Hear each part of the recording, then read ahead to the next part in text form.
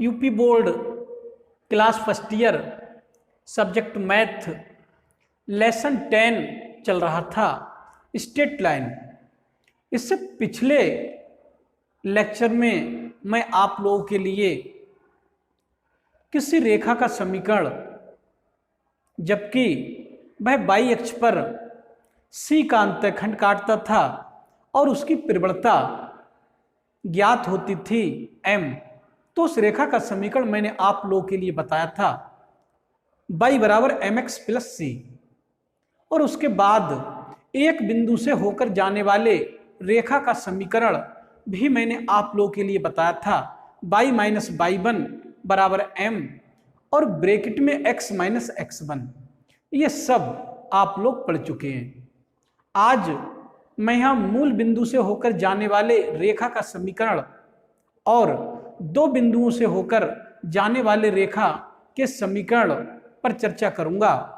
इसलिए सभी बच्चे वीडियो में बने रहें और वीडियो को शुरू से लेकर लास्ट तक देखें, तभी आपको अच्छा ज्ञान प्राप्त हो सकता है। और यदि वीडियो को आगे या पिछले आप बढ़ाकर देखोगे तो आप लोगों को पूरी जानकारी प्राप्त नहीं हो पाएगी, और मैं समझता हूं आधा अधूरा ज्ञान किसी काम का नहीं। तो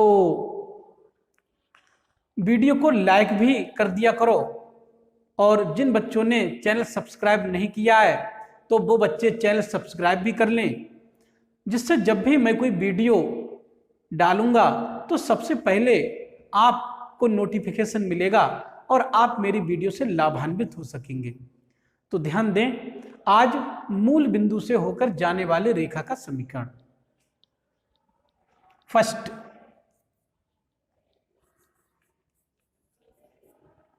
मूल बिंदु से जाने वाली रेखा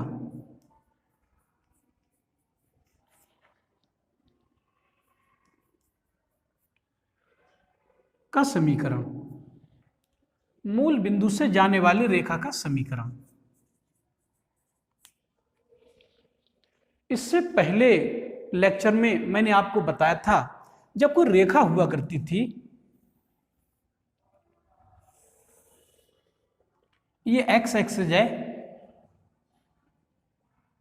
और ये वाई एक्सिस है, तो ये रेखा यहां से जाती थी और ये वाई अक्ष पर अंतःखंड काटती थी सी का, तो इसकी प्रवणता m होती थी, इसकी प्रवणता m होती थी। तो इस रेखा का समीकरण मैंने आप लोगों को पढ़ाया है, और वो पढ़ाया है अंतःखंड के रूप में, जबकि रेखा वाई अक्ष पर सी का अंतःखंड काटती थी। तो अंतःखंड के रूप में रेखा का समीकरण मैंने पढ़ाया था आपको, वाई अक्ष पर कटे अंतःखंड, या उसका दूसरा नाम था प्रवणता के रूप में रेखा का समीकरण। प्रवणता के रूप में रेखा, जो प्रवणता के रूप में रेखा हुआ करती थी वो ये हुआ करती थी y बराबर एम एक्स प्लस सी। ये प्रवणता के रूप में हुआ करती थी, और ये c y अक्ष पर कटे अंतःखंड हुआ करता था, तभी तो रेखा ये होती थी। अब एक बात ध्यान देने योग्य है, अगर ये रेखा जो y अक्ष पर c का अंतःखंड काट रही है, इस रेखा को मैंने धीरे धीरे नीचे की ओर लाया, नीचे की ओर लाया। अभी ये रेखा यहां से गुजर रही है, इस बिंदु से गुजर रही है, इस बिंदु से गुजर रही, मान ले रहा हूं P बिंदु से गुजर रही है। इसे थोड़ा और नीचे ले आएंगे तो ये रेखा यहां से गुजरने लगेगी, यहां से, और जब यहां से गुजरेगी ये रेखा यहां से गुजरने लगेगी, ऐसे ऐसे गुजरने लगेगी, तो ये C की लंबाई कम हो जाएगी, ये थोड़ा सी कम हो जाएगा। इसे और नीचे ले आऊं, अगर मैं यहां ले आऊं, यहां, तो ये रेखा में C का मान और कम हो गया। ये वाई अक्ष पर कटा अंतःखंड कहाँ रहा, बहुत कम हो गया ना। अब मैं इस रेखा को थोड़ा और नीचे ले आया, और मैंने जो O पॉइंट जिसे मूल बिंदु कहते थे, इसी पे ले आया, मैं इसी पे ले आया। तो अब तो ये रेखा मूल बिंदु से जाने लगी, और इसी का समीकरण ज्ञात करना है, मूल बिंदु से जाने वाले रेखा का समीकरण। अब सोचने का विषय है कि जब ये रेखा यहां से गुजर रही थी तो C का मान कुछ ना कुछ तो था ही, लेकिन जैसे जैसे ये रेखा नीचे आई तो C कम होता गया, और जब ये रेखा मूल बिंदु से गुजरने लगी तो C का मान बिल्कुल शून्य हो गया, C रहा ही नहीं। तो यदि मैं इस रेखा में C का मान शून्य कर दूं तो यही रेखा मूल बिंदु से गुजरने लगेगी। ठीक, तो मूल बिंदु से गुजरने के लिए इस जो रेखा के समीकरण में मैं सी का मान 1 रख दे रहा हूं। ठीक, तो यहां लिख रहा हूं रेखा मूल बिंदु से जाएगी यदि सी का मान 0 हो जाए। तो अगर मैंने सी का मान 0 कर दूं तो ये रेखा मूल बिंदु से ही पास होने लगेगी। तो इसमें सी रखे थे, सी का मान 0 रखे दे रहा हूं।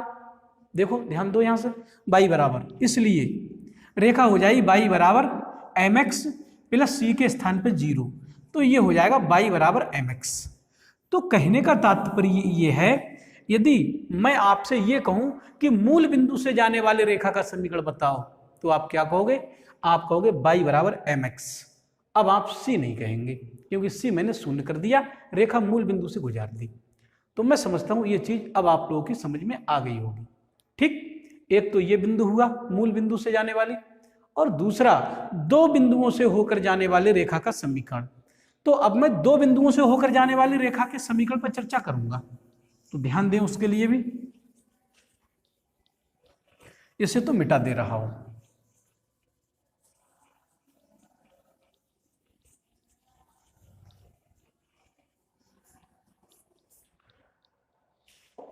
तो नेक्स्ट है दो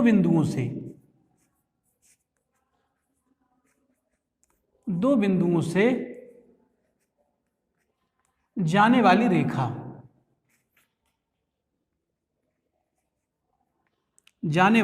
का समीकरण।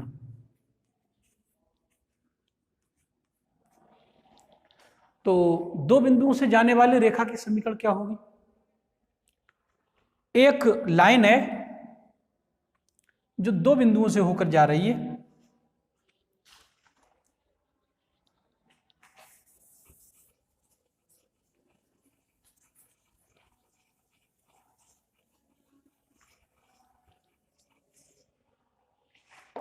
दो बिंदु कौन कौन से हैं?